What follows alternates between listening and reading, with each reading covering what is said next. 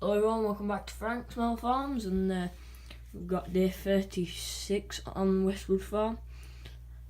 So we've got this field all mown down now,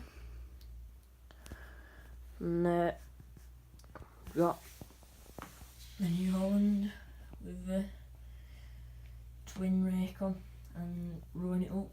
They've done the outside and it's going down the middle.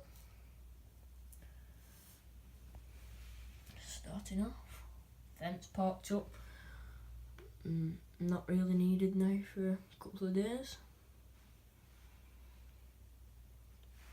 We've had some more lambs into auction today, so as you can see they're going less, the lambs now, getting through them.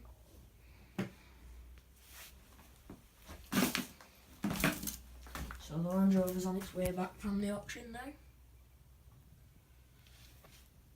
And the Ford's just parked up, and we're all going to be putting it on the wrapper soon so that it's ready to wrap behind the baler. So I think that's it for today. Do like, subscribe and leave a comment.